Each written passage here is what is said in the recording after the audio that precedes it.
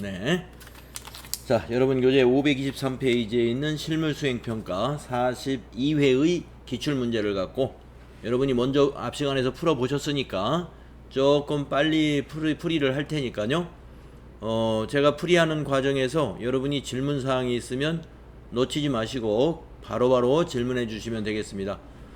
자, 기초정보관리 2의 문제. 첼리스와 신규 거래를 체결하고 받은 사업자 등록증 사본이다 이랬습니다. 자, 우리 회사는 여러분 아까 말씀드렸죠? 지형악기, 악기를 도소매하는 법인입니다. 그러니까 거래처에 관한 얘기입니다. 자, 6000번으로 거래처를 등록하고 전자세금계산서 전용 메일도 입력하라. 거래 시작일도 입력해라 하는 것이죠. 1월 2일로. 그래서 여러분은 거래처 등록하셔가지고 거기 사업자 등록증에 있는 내용을 보고 그 다음에 주어진 문제 코드 6000번 앞에 공은 넣을 필요 없죠. 6000 하고 엔터 친 다음에 가로 열고 주 가로 닫고 첼리스 엔터 사업자 등록번호 0번 하시고 나서 1108 02134 엔터 대표자는 윤지수 엔터 전체로 하라고 그랬어요. 0번 사용 동그라미 해주시고 다시 클릭한 다음에 오른쪽에서 업태와 종목 입력합니다. 도소매업 엔터 악기 엔터 사업장 주소는 우편번호 꼭 입력할 필요 없습니다. 서울특별시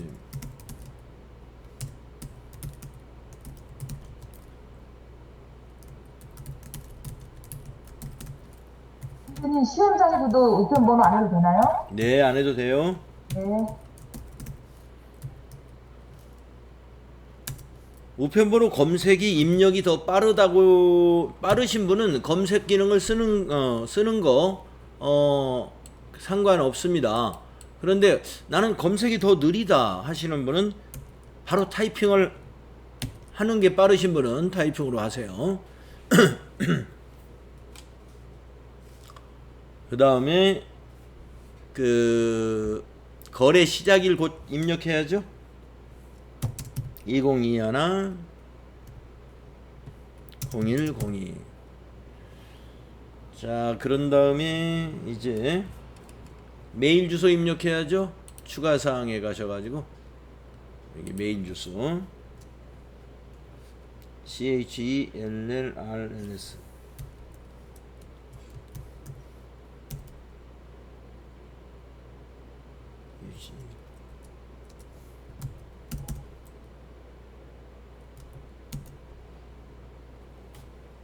RIS군요. 첼리스 뒤에는 네이버.com 고르시면 되겠습니다. 자, 이렇게 입력하시면 3점 문제 하나 해결했고요. 다음 문제는 계정 과목 추가 및 적용 등록 문제네요. 지정학기는 온라인 매출 상승으로 택배 수요가 증가함에 따라 파손을 방지하기 위해 포장 재료의 구입 비용을 별도로 관리하고 있다. 850번 한번 찾아볼까요? 계정 과목 및 적용 등록에서 850 하면 되죠. 그래서 여기를 포장 재료비 엔터. 그다음에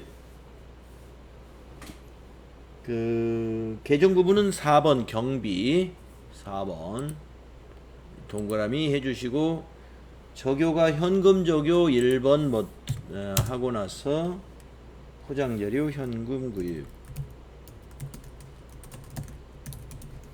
엔터 치고 대체 적요 1번 하고 나서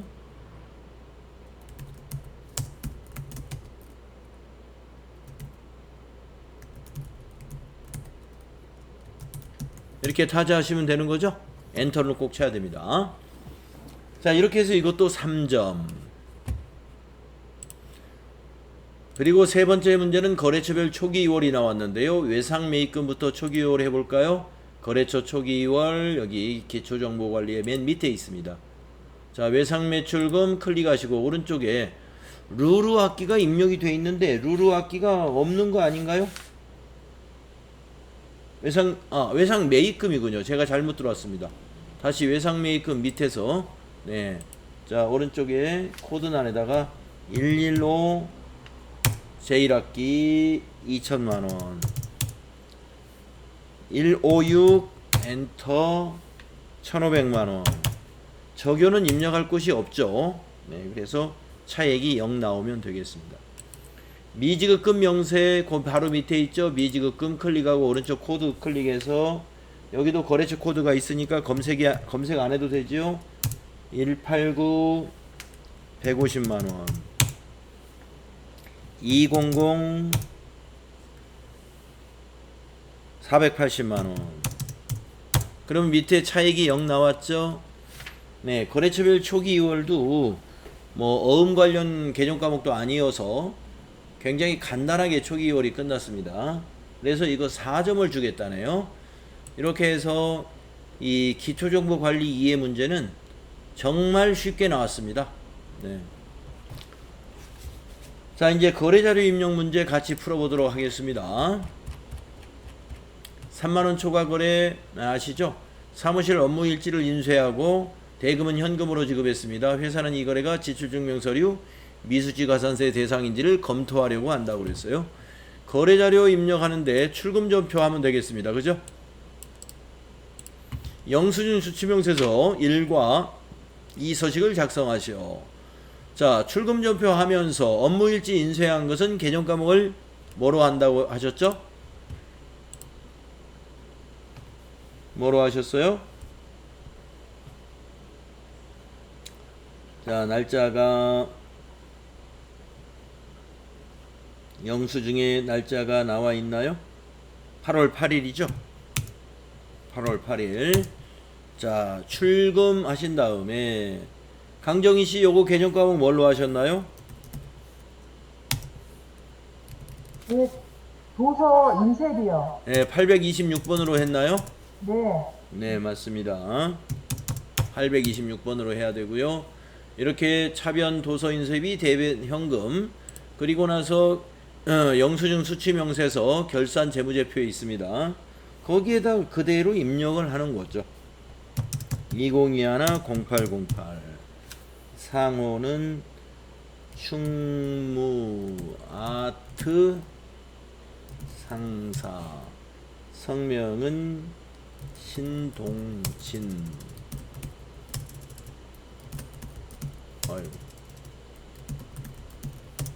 사업장은 서울 특별시 서대문구 충정로 7길 29-18 가로 열고 충정로 3가 사업자 번호 303-110517 지루하시죠? 여러분들은 미리 다 풀어놔가지고 20만원 여기 인쇄소에서 인쇄하는 거 구분 내용이 들어갈 것이 없습니다. 그래서 그냥 패스하시고 826번 도서 인쇄비 적요에는 업무일지 이렇게만 쓰셔도 되고요. 띄워서 인쇄 이렇게 해도 좋습니다. 그리고 나서 영수증 수치 명세서 1번을 가가지고 이렇게 왔는지 확인하셔야 된다. 그래서 왔으면 이제 이 닫기 단추를 눌러서 닫으면서 저장을 한다 이겁니다. 저장하시겠습니까? 예. 이렇게 마무리하시면 3점 얻게 됩니다. 2번 문제 보겠습니다. 광고 홍보용 전단지를 제작하고 수취한 신용카드 매출 전표인데요. 여기 신용카드가 왜 부가가치세가 없을까요? 아마 사업자가 일반 과세자가 아닌 모양입니다. 일반 과세자의 신용카드 매출 전표라면은 공급과액과 세액으로 나누어져 있습니다. 간이과세자겠구나 하는 것을 우리가 알 수 있습니다. 이 회사가. 자, 전단지를 제작했어요. 광고 선전비로 처리하면 되죠? 예. 아까 이거는 업무일지를 인쇄했으니까 이거는 도서인쇄비고요. 광고 전단지 이거는 홍보용이죠. 홍보용. 그렇기 때문에 광고 선전비로 비용 처리해야 됩니다. 자, 날짜가 8월 10일입니다. 그죠? 자, 날짜를 입력하겠습니다. 8월 10일로 날짜 바꾸시고 차변 광고 선전비 800번대 500번대 하면 안 돼요. 833 해가지고 432 플러스. 자, 대변은 김정률 씨 이거 대변 뭘로 했어요? 대변 미지급금. 네, 맞아요. 미지급금으로 하면서 카드사인 우리 카드를 거래처로 코드로 넣어야 되죠. 그렇게 했는데 우리 카드가 여기 또 주의할 점. 우리 카드가 이렇게 두 개가 있을 때 지금 우리는 광고 선전비니까 매입을 한 거잖아요. 자, 여기 두 개 중에 위에 있는 거 있고 밑에 있는 게 있는데 위에 있는 게 매입인가요? 밑에 있는 게 매입인가요? 그 김정률 씨. 위에 있는 건. 위에 있는 겁니다. 자, 위에 있는 카드 번호의 구성을 보면은요, 우리 개인 카드 번호하고 똑같이 생겼죠? 구조가. 그게 매입이에요. 밑에 있는 하이폰 없이 1년 쭉 되어 있는 것은 그게 가맹점 번호라는 것입니다. 가맹점 번호의 카드는 매출용이에요. 매출용. 네. 위에가 매입입니다. 그래서 여러분 이거는 우리가 비용으로 쓰는 거기 때문에 법인카드 번호, 우리 개인 신용카드 번호처럼 입력된 거를 선택해야 돼요. 99602가 맞습니다. 99606으로 혹시 한 분은 거래처 틀린 거예요.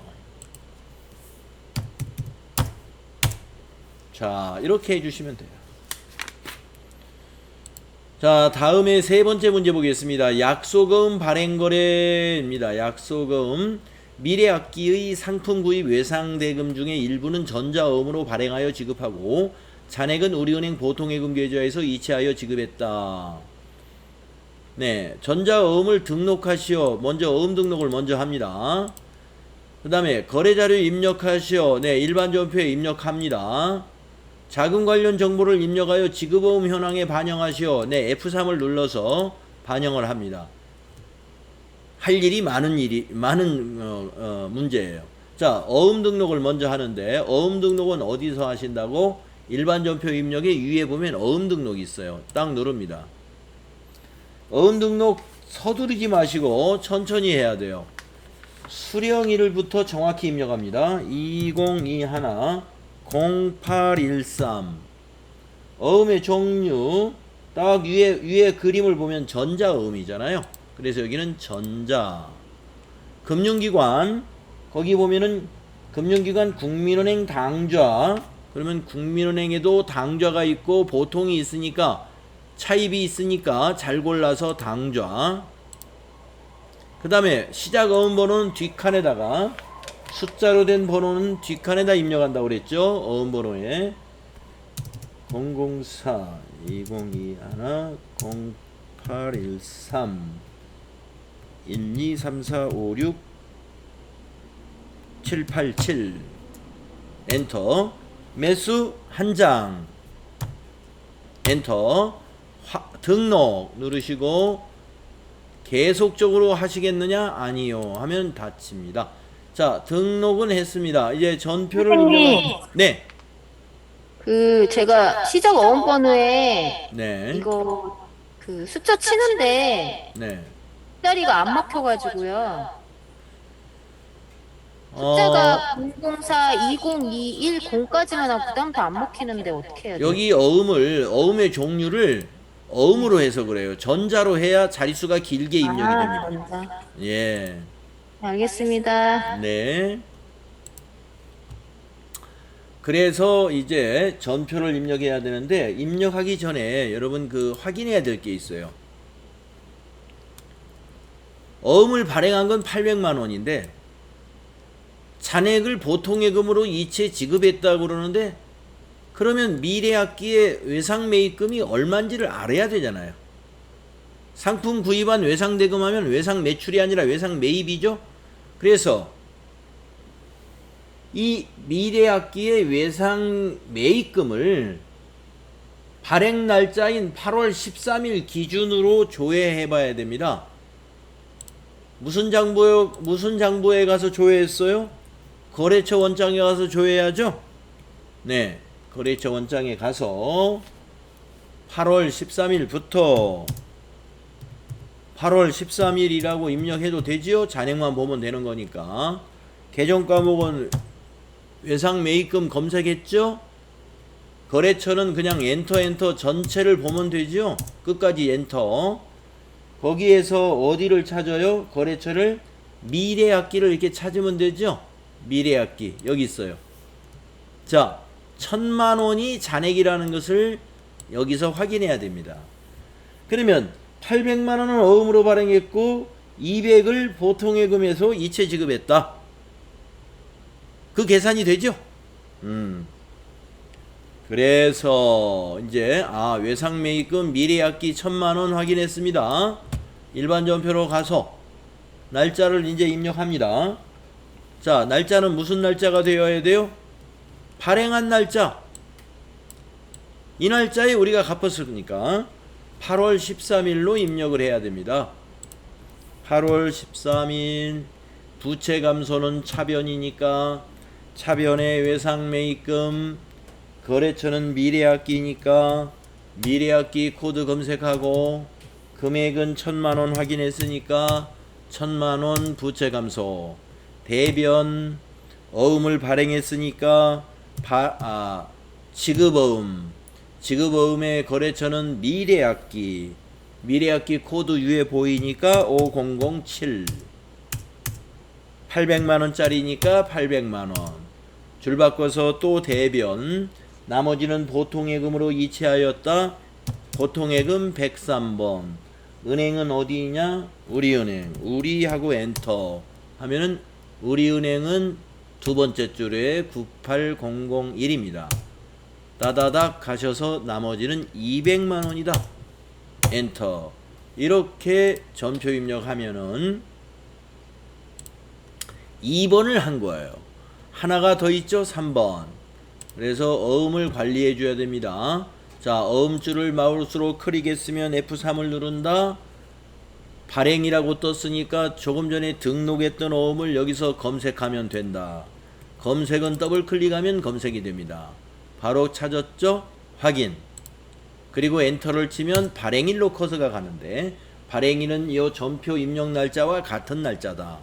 엔터를 치면 만기일로 가는데 만기일은 어음 사진을 보고 뭐라고 되어 있어요? 어음 사진에 지급기일이라고 되어 있다. 21년 10월 12일을 입력해야 되겠죠. 2021년 10월 12일. 이제 끝났습니다. 엔터 치면 커서가 위로 올라가죠. 자, 발행 시에 밑에 입력할 사항 이렇게 입력하시면 되겠습니다. 자, 할 일이 많았죠. 그래서 아마 이건 4점이겠죠. 4점짜리였습니다. 다음 4번을 보겠습니다. 신규 매입자산의 고정자산 등록이다 하는 문제가 나왔어요. 자, 내용을 보겠습니다. 영업부에서 사용할 업무용 중고 승용차를 구입하고 대금을 월말에 지급하기로 했습니다. 그러면 미지급금이죠. 월말에 지급하기로 했으니까 거래자료는 일반 전표에 입력해라. 왜 승용차를 사는데 부가세가 없는지 좀 이따 보겠습니다. 고정자산 등록 메뉴에 등록해라. 네, 전표도 입력하고 고정자산 등록도 해라. 자, 승용차가 면세가 아닌데 왜 그랬을까요? 아하, 면세로 적용됐습니다. 자, 우리 회사 지영악기죠. 지영악기가 어디에서 샀어요? 학원에서 샀죠? 학원은 교육 서비스업이죠? 교육 서비스업은 면세 사업자입니다. 면세 사업자가 일시적으로 공급하는 일시적 우연적으로 공급하는 재화의 과세 재화의 공급은 면세를 적용하죠. 예, 면세 사업자가 과세 재화를 일시적으로 공급하는 것은 면세를 적용합니다. 우리 부가가치세 이론 배울 때 그 부분을 정리한 적이 있습니다. 그래서 승용차를 만약에 한국학원이 쓰던 승용차가 아니고 한국마트가 사용하던 승용차다. 그러면 부가세 있어요. 마트는 과세사업자니까. 자, 그러면은 입력하겠습니다. 자, 날짜가 여기 작성일자 언젠가요? 8월 18일. 그래서 일반 전표에다 입력합니다. 8월 18일 차변의 승용차는 뭐예요? 차량 운반구 208번. 차변 금액은 얼마냐? 1,500만원이네요. 대금을 언제 주기로 했어요? 월말에 주기로 했다. 미지급금 253번이죠. 미지급금의 거래처는 한국학원이 돼야죠. 한국학원 코드로 검색해야죠. 1,500만원. 예, 전표는 간단합니다. 이렇게 입력하시는 거고요. 자, 이제 고정자산 등록을 하러 가야 됩니다. 그래서 회계에 고정자산 등록 메뉴에 있잖아요. 클릭하시고 엔터를 3번 치십니다. 그런 다음에 계정에서 F2 눌러서 차량 운반구를 이렇게 찾습니다. 찾은 다음에 코드를 입력하죠. 거기 표에서 1001이라고 알려줬어요. 자, 자산의 이름은 A 승용차. A 승용차. 그리고 취득일은 거기 표에 있는 것도 있지만 거래명세서에 입력한 날짜가 바로 취득일입니다. 2021-08-18. 자, 기초가액이 아니라 단기에 매입했기 때문에 취득금액을 4번에 입력합니다. 4번에 입력해야지 1번에 입력하면 틀립니다. 단기에 매입한 것은 신규 취득 및 증간안에다가 1,500만원을 입력해야 돼요. 그리고 내려가서 상각방법 정액법이죠. 1번 해줘야 정액법이죠. 9번을 1번으로 입력해야 됩니다. 그리고 10번의 내용연수는 5년이죠. 5엔터. 그 다음에 800번대라고 했죠. 경비가. 여기 800번대의 의미는 뭐예요? 감가상각비를 판매관리비로 처리한다. 이런 얘기입니다. 이 비용을. 자, 입력 끝났습니다. 닫아주시면 되겠습니다. 자, 이 문제 4점짜리 문제였습니다. 어려우셨나요? 질문이 있을 때 바로 질문해 주시면 보충 설명해 줍니다. 다음은 5번 문제 보겠습니다. 기타 일반 거래 출장비 정산서. 8월 22일 날 출장을 마친 직원의 출장비 정산 내역을 보고받고 차액을 현금으로 지급했습니다. 8월 20일 거래를 확인한 후에 거래 자료를 입력하세요 그랬어요. 여러분이 아마 8월 20일 거래를 보면 박보이라는 과장 앞으로 가지급금이 지급돼 있을 거예요. 출장을 떠날 때 출장비 계상액을 지급해 주는 것을 가지급금이라고 그러죠. 출장비 예상액을 지급해 주는 거. 자, 한번 볼까요? 8월 20일 그랬더니 박보이 가지급금 30만원 확인되지요. 오늘은 차변에 있던 가지급금이 대변에 가야 정산이 되겠죠. 그래서 날짜는 며칠입니까? 출장비 정산서에 있는 날짜 8월 22일로 여러분이 전표를 입력해야 됩니다. 8월 22일로 날짜 고친 다음에 대변의 가지급금이죠. 이름을 반드시 넣어야 됩니다. 거래처로 박보이 30만원 아까 확인했죠. 이제 차변에 비용 처리를 하는데 거기 밑에 보시면 숙박비 하며 교통비를 더해 봅니다. 36만 원이 되겠습니다. 그래서 여비교통비로 처리해야 되겠죠. 그래서 36만 원 비용 발생시킵니다. 그러면 6만 원을 어떻게 했어요? 박보희 씨가 자기가 부담했겠죠. 그래서 회사는 현금으로 아까 뭐라고 그랬죠? 현금으로 지급하였다. 현금 지급은 대변이죠. 대변의 101번 현금 금액은 6만 원을 지급했겠습니다. 이렇게 입력하시면 됩니다. 잘 되었나요? 다음은 6번 문제 보겠습니다. 신용카드 매입자료에 의한 거래 입력. 매출거래처 이모네 학원에 방문용 선물을 구입하면서 카드로 결제하고 받은 신용카드 매출전표입니다. 자, 이모네 학원에 방문할 때 선물로 주려고 뭔가를 샀어요. 미니 선풍기를 샀네요. 네. 미니 선풍기가 이렇게 비싼가요? 아무튼 자료에 의하면 미니 선풍기 맞죠? 네. 매출거래처에 방문하면서 선물 좀 샀다 이겁니다. 네. 매출거래처 방문하는데 빈손으로 가기 힘들죠? 그래서 선물을 들고 갑니다. 이것을 접대비라고 하지 않습니까?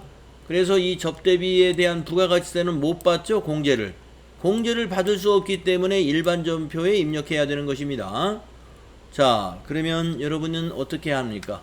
8월 23일 거래 날짜를 확인하고 8월 23일로 고치고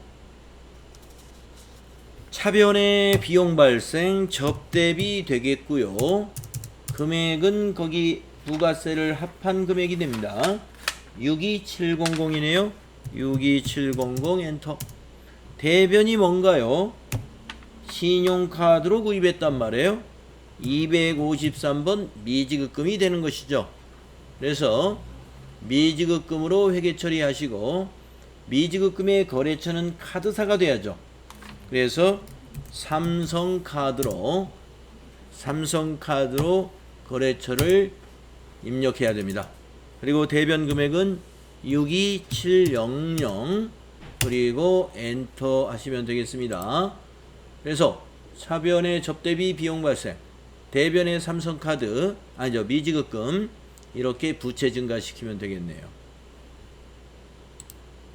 자, 이 문제에서 질문 없으셨나요? 네, 이렇게 해서 일반 전표 20점 모두 해결했습니다. 네. 일반 전표 뭐 문제 까다로운 거 없으셨죠? 자, 그러면 이제 부가가치세 문제로 넘어가 보겠습니다. 지역악기의 부가가치세 신고 관련 거래 자료라 되어 있고요. 자, 부가가치세 첫 번째 문제는 언제나 이런 문제가 나오더라. 과세매출 자료이고 과세매출이 뭐예요? 11번.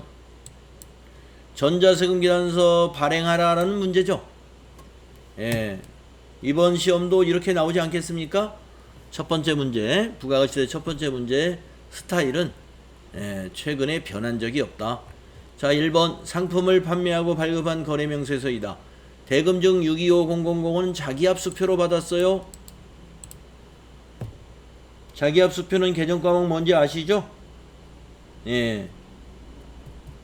박주영씨 뭘까요? 자기압수표는 개정과목 뭘로 하셨어요?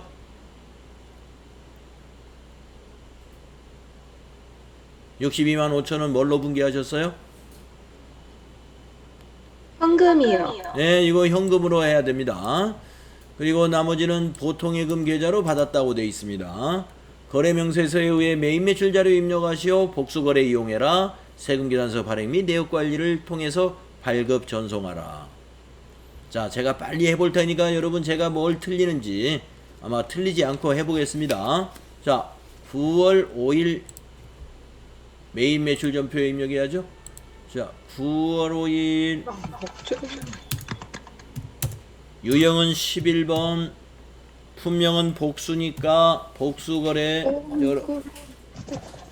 통기타 30개, 15만원, 전자기타 10개 42만 5천원. 확인 누르고 또는 탭키 눌러도 되죠. 그리고 합계를 한번 확인해 봅니다. 9625-000. 예, 맞아요. 거래처를 해피 공급받는 자가 거래처가 되어죠. 해피홀릭.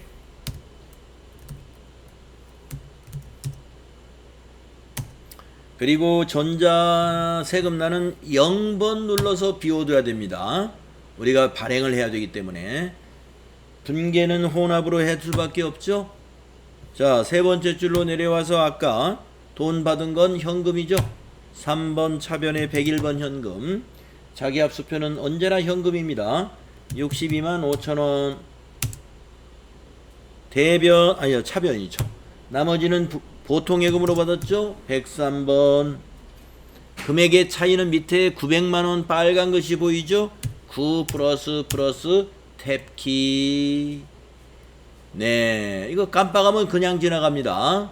보통예금의 거래처 바꿔야 되죠. 국민은행 바꿔야 됩니다. 국민은행 왜 이렇게 코드가 많아요? 보통으로 찾아야죠. 98005. 네, 국민은행 보통. 그리고 나서 나가가지고 전자세금계산서 발행 및 내역관리에 가서 이 9월 5일 거를 입력합니다. 9 엔터 5 엔터 9 5 엔터 엔터 엔터. 검색이 되겠죠? 체크하시고 위에서 전자발행부터 합니다. 전자발행 확인 누르면 거래처로 발행한다는 뜻이에요. 밑에서 발행을 눌러줍니다. 그러면 이와 같이 확인 누르고요. 거래 처리 상태가 확인 요청이라고 나올 거예요. 국세청에는 아직 발행 대상 이렇게 돼 있을 거예요. 여러분 시험 보는 날 이거 다 읽어보지 않을 겁니다. 정신없어요. 빨리 하느라고. 그러니까 이 상태에서 바로 아카데미 전자세금계산서에 갑니다. 가가지고 로그인을 누릅니다. 로그인이 딱 되면은 이런 그림이 나와요. 왼쪽 상단에서 미전송을 체크하고 바로 밑에 있는 매출 조회를 누르는 거예요. 그러면 쫙 하고 보이죠? 바로 위에서 발행을 눌러줍니다. 확인. 우리가 시험 준비를 어느 정도 했다 하는 사람은 이러한 동작이 그냥 기계적으로 나오는 겁니다. 네. 그 정도 연습을 해야 돼요. 그래야 우리가 여유 있게 60분 안에 실무와 이론을 완벽히 할 수 있게 되는 거고, 연습이 적은 사람은 아무래도 시간이 부족해 가지고 아는 문제도 다 못 풀었다 하고 후회를 하게 됩니다. 연습이 곧 공부입니다. 닫고 조회를 한번 눌러보시면 전자세금란에 전자발행하고 나와 있습니다. 이게 4점짜리예요. 자, 그 다음에 두 번째 문제를 보게 되면은 매출거래 3점입니다. 세금계산서 매출은 몇 번이에요? 11번이죠. 전자피아노를 외상으로 판매했습니다. 전자세금계산서이다. 메인 매출자료 입력하시오. 전자세금계산서 거래는 전자입력으로 입력할 것. 자, 세금계산서 매출은 유형이 볼 것도 없이 다 11번입니다. 11번. 자, 9월 10일 메인 매출전표에 9월 10일 날짜 바꾸고 유형은 11번. 품명에는 전자피아노, 수량 10개, 단가 80만원, 거래처는 공급받는 자죠. 루루악기. 전자세금 나는 1번. 여기서부터는 이제 전자입력으로 해요. 전자자 붙은 것은. 자, 분계는 뭐예요? 외상으로 판매했죠. 상품을 외상으로 판매하면 외상매출금. 분계는 2번. 자, 밑에 고칠 것이 없을 겁니다. 차변의 외상매출금 880, 대변의 부가세 대급금 80, 대변의 상품 매출 800. 자, 차변의 상품 외상매출금은 자산 증가, 대변의 부가세 애수금은 부채 증가, 대변의 상품 매출은 수익 발생. 이렇게 되죠. 거래 후 결합관계 여러분 또렷하게 정리할 수 있나요? 예. 계속 거래 후 결합 관계를 여러분 혼자 공부하실 때는 분계 끝나면 거래 후 결합 관계까지 싹 한번 정리하면서 이렇게 공부하세요. 시간 재볼 땐 그렇게 하지 마시고 그냥 시간 재는 거 없이 내가 어떻게 내 공부를 할 때는 분계하고 나서 거래 후 결합 관계까지 할 줄 알아야 그 분계를 완전히 아는 사람이에요. 다음 문제는 어떤 문제입니까? 3번 매입거래 3점. 그런데 계산서 매입이죠. 자, 계산서라는 건 뒤에가 3자라고 여러 번 말씀드렸죠. 근데 매입이면 앞에가 5자죠. 그래서 이건 53번 유형입니다. 내용을 보겠습니다. 친절마트에서 갈비 세트를 외상으로 구입하고 수취한 계산서입니다. 갈비 세트 중 1개는 직원 생일 선물이에요. 3개는 우수 매출처에 선물로 줄 거예요. 하하. 비용이 2개로 나누어집니다. 직원 생일 선물은 복리후생비 811번. 매출거래처 선물은 접대비 813번. 이렇게 비용이 2개로 나누어지는 경우가 있어요. 자, 입력을 해보겠습니다. 계산서니까 계산서 매입은 뭐라고요? 53번이다. 자, 날짜부터 확인합니다. 9월 12일. 자, 유예 날짜를 9월 12일로 고치세요. 유형은 53번이다. 품명에는 갈비 세트, 수량이 4개이고 15만원, 단가가, 거래처는 친절마트, 전자세금은 아니죠. 종이죠. 계산서니까 앞에 전자자 없죠. 그러니까 이건 비워야 됩니다. 분계는 외상으로 구입했다고 해서 외상 분계하면 안 되죠. 재고자산일 때만 외상 분계하세요. 이거 갈비 세트 재고자산 아닙니다. 그래서 혼합 분계. 자, 상품 아니죠. 자, 상품이 아니라 차변을 복리후생비하고 접대비로 나눠야 됩니다. 자, 1개입니다. 1개가 15만원이에요. 자, 그래서 811번 복리후생비. 복리후생비는 811번. 1개는 15만원이죠. 또 차변. 접대비. 접대비는 813번이죠. 자, 60만원에서 15만원 빼면 45만원이죠. 대변. 미지급금이죠. 60만원. 탭키 눌러서 미지급금의 거래처가 친절마트 맞는가 보세요. 맞죠? 이렇게 분개하세요.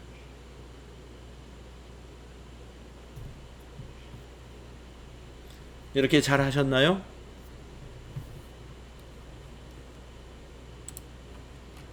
다음에 4번째 문제는 매입거래 4점이네요. 자, 뭘 매입했나요? 등기 비용이 들어갔어요. 법무법인에. 내용을 보겠습니다. 상품 창고 부지. 여러분, 창고 부지라는 건 뭐예요? 토지.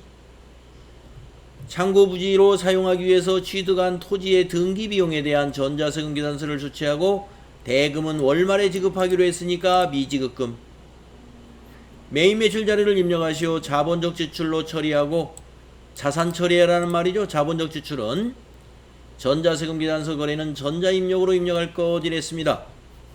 자, 여러분, 토지의 자본적 지출은 계정가복이 토지입니다. 그런데 여기 보니까 세금이 있어요. 10만원 세금은 공제받을 수 없죠. 토지의 자본적 지출 관련 세금은 공제받을 수 없습니다. 그래서 세금 계산서인데 공제 못 받는 세금이 있다? 그럴 때만 54번이 된다고 그랬죠? 세금 계산서 중에서 공제받을 수 없는 세금이 있는 거래, 그게 유형이 54번입니다. 날짜는 9월 15일, 자, 9월 15일을 고치시고 유형은 54번이다. 불공제 사유는 0번 토지의 자본적 지출 관련 선택합니다. 네, 품명에는 등기비용이라고 그대로 입력합니다. 수량 단가는 없을 것이고요. 공급가액에 100만원을 입력합니다. 거래처에는 법무로 검색하면 있겠죠. 전자세금기산서이므로 1번 입력합니다. 대금은 어떻게 했습니까? 내용을 보니까 월말에 지급하기로 했어요. 혼합으로 분개합니다. 상품이 아니라 이것은 토지라고 그랬죠. 계정 과목을 토지로 바꿔주고 금액은 부가세 포함한 110만원이 되겠습니다. 내려와서 대변은 미지급금 처리해야죠. 금액은 110만원, 탭키 눌러서 미지급금의 거래처는 법무법인이 돼야 됩니다. 왜 불공인지 아시겠죠? 예. 이 문제는 불공유형으로 입력했다면 아마 어렵지 않게 다 마무리했을 거예요. 그 다음에 5번째 문제는 매입거래라고 되어 있습니다.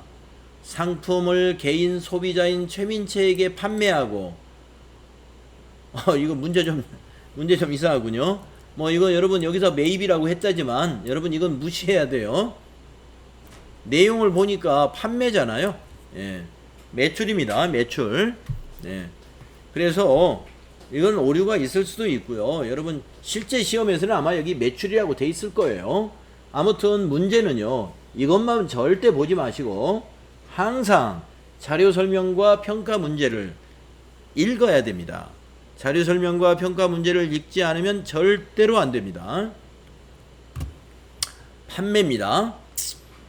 그러니까 매출이죠. 신용카드 매출 전표이다. 메인 매출 자료를 입력하시오. 자, 여러분 신용카드 매출 세금이 있는 과세 매출은 17번 유형이라는 거 우리 그동안 연습해 왔죠? 예. 신용카드 매출 17번. 네. 그러면 입력하겠습니다. 날짜가 9월 20일이죠. 그래서 여기다 9월 21일을 고친 다음에 유형에서 17번 카드사는 F2나 물음표를 눌러서 우리 카드를 선택하면 되죠. 확인. 네, 품명에는 그 피아노라고 되어 있습니다. 피아노 또는 상품 해도 돼요. 네, 피아노 또는 상품 좋습니다. 수량단가 지나가고 공급가액에다가 132만원 합계 입력하는 거 알고 이해하시죠? 합계를 입력하면 이와 같이 공급가액과 부가세로 나누어집니다. 카드 거래는. 자, 거래처는 어디라고 입력해야 돼요? 우리 카드 여기서 또 입력하는 사람이 가끔 있는데 그게 아닙니다. 최민채로 해야 돼요. 최민채에게 거래처가 됩니다. 전자세금 아니죠? 방향키로 가시고 분계는 우리가 카드 판매했으니까 한번 카드 분계 한번 해보겠습니다. 4번. 자, 외상매출금 제대로 됐죠? 외상매출금의 거래처는 우리 카드가 맞죠? 부가세 수금 상품매출 건드릴 것 없습니다. 카드 분계하면 완벽하게 마무리가 됐네요.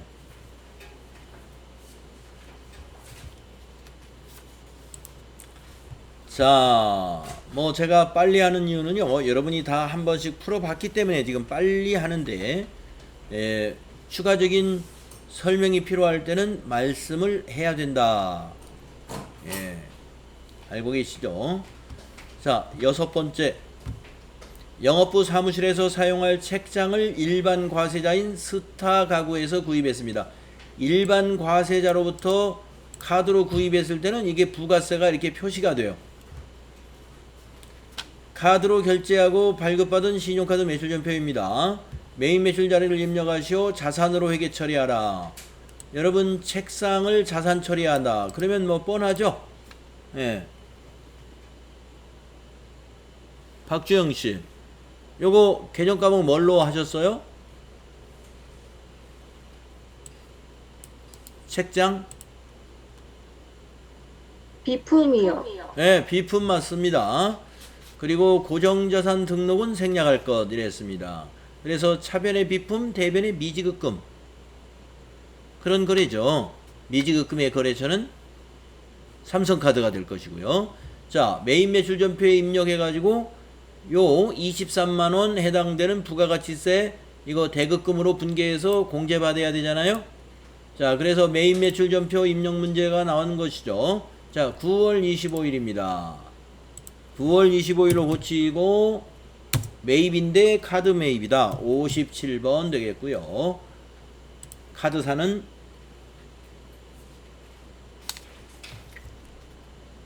삼성카드가 되겠고요. 확인. 분명히는 책장이라고 입력해야 되겠네요.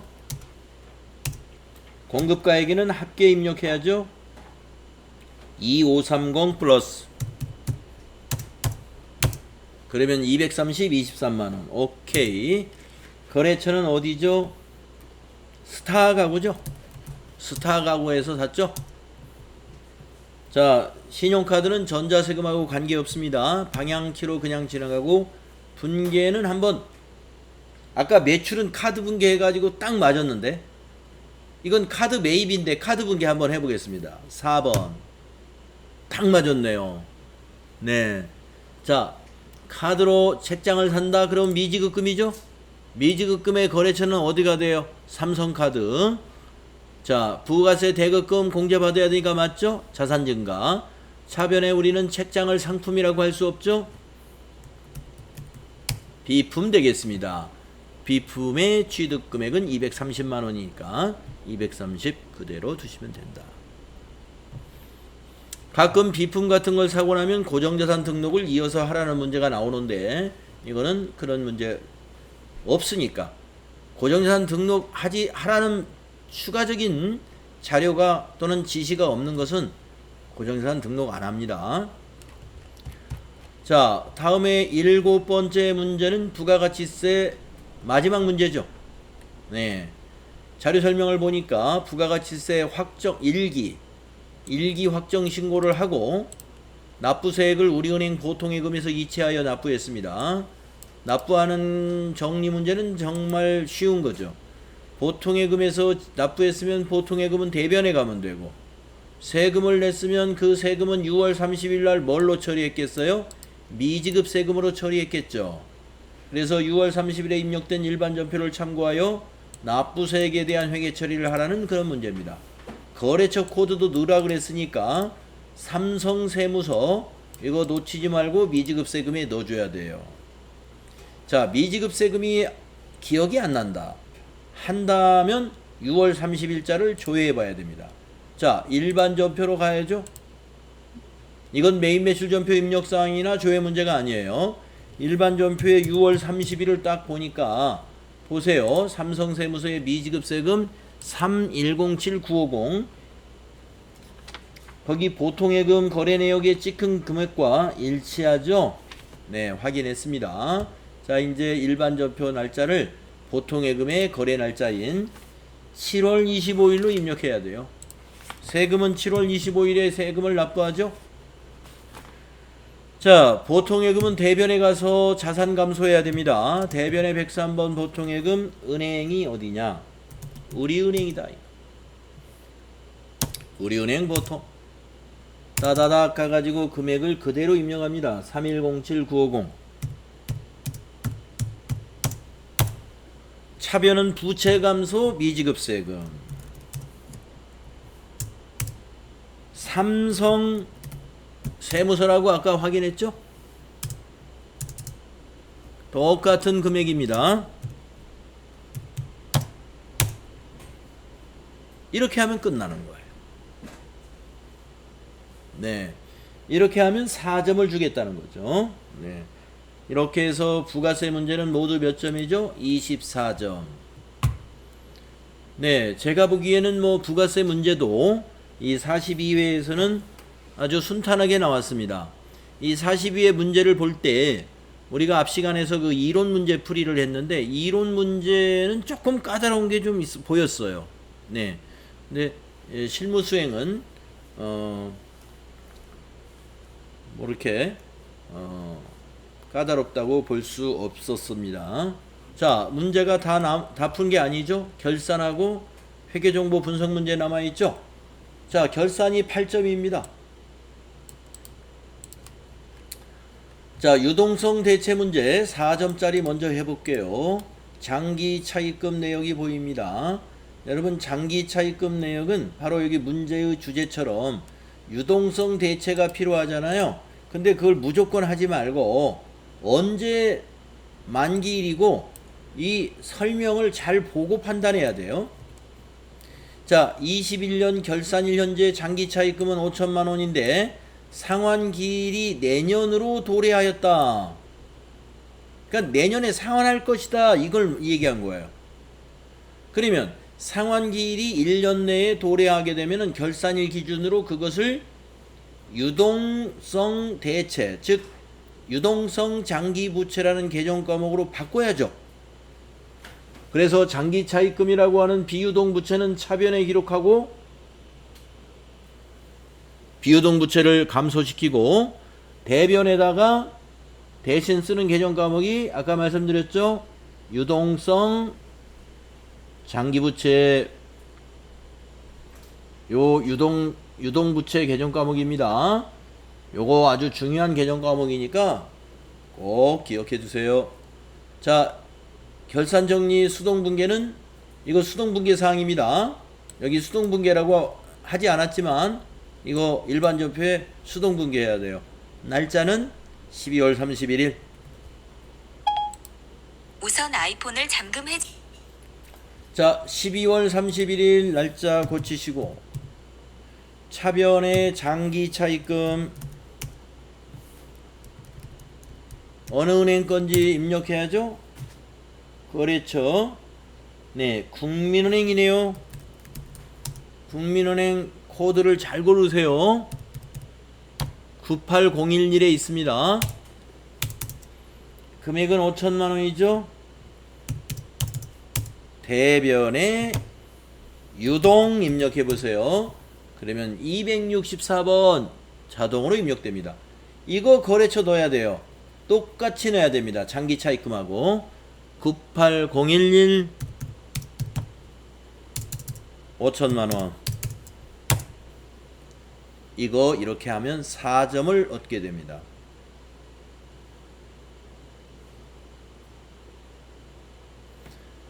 자, 이런 스타일의 문제 여러분 처음은 아닐 거예요. 자, 다음 문제 보겠습니다. 결산자료 입력에 의한 자동결산 4점짜리 12월 31일 현재 직원의 퇴직금 추계액은 2천만 원입니다. 수동결산 또는 자동결산을 하라는 문제는 자동결산이 쉽다 이런 얘기예요. 자, 이걸 무조건 입력하면 틀립니다. 네, 틀릴지 맞을지는 모르지만 일단은 확인해야 돼요. 퇴직금 추계액을 입력하려면은요, 결산자료 입력에다가 퇴직급여란에다가 입력을 할 텐데 이거 다 입력할지는 지금 확인해 볼 게 있습니다. 시산표를 가서 봐야 돼요. 여러분 그렇게 확인하셨죠? 그래서 여러분은 지금 시산표에 가면은 2천만 원으로 돼 있습니다. 그게 여러분은 자 12월 결산일이니까 12월 31일로 여러분은 지금 아까 전표 문제를 다 풀었잖아요. 그러니까 여기 퇴직급여 충당 부채가 비유동 부채에 있는 퇴직급여 충당 부채가 여기가 지금 여러분은 2천만 원으로 지금 돼 있어야 돼요. 근데 저는 아직 안 풀었기 때문에 1200으로 돼 있죠. 지금 1200이 이미 남아 있는 겁니다. 충당 부채가. 그러니까 또 2천만 원을 설정하면 안 되고 800만 원만 추가로 설정해야 돼요. 그래서 여러분은 시험지에다 어떻게 해야 돼요? 딱 지우고 800만 원 입력할 거다 이렇게 메모해 둬야죠. 시험지에. 여러분 자기 시험지는 자기가 시험 끝나고 가지고 나옵니다. 시험지에 여러분이 필요한 메모를 마음대로 할 수 있는데 불필요하게 메모를 하다가 시간을 뺏기는 일은 굉장히 어리석은 일이에요. 네, 꼭 필요한 것만 메모하세요. 네, 메모하는 게 다 시간이지 않습니까? 시간 관리를 잘해야 됩니다. 그래서 800은 딱 메모해야 돼요. 그래가지고 이제 결산자료 입력에 갑니다. 자, 결산자료 입력 어딘지 아시죠? 여기 결산자료 입력 1월부터 12월. 이 경비 선택 팝업이 나오면 확인 누르면 되죠. 자, 여러분 퇴직급여는요, 판매관리비 잡비 바로 밑에 있어요. 퇴직급여 가로 열고 전입액이라고 되어 있는 이 부분입니다. 이 부분에 800만 원을 입력하는 거예요. 8 플러스 엔터. 자, 이것만 있다 그랬으니까 이것만 입력하고서 요거 눌러줘야 되죠. 전표 추가 안 누르면 소용없어요. 전표 추가까지 눌러야 이것이 전표가 만들어져서 채점에 반영이 되는 겁니다. 예, 확인까지 눌러야 돼요.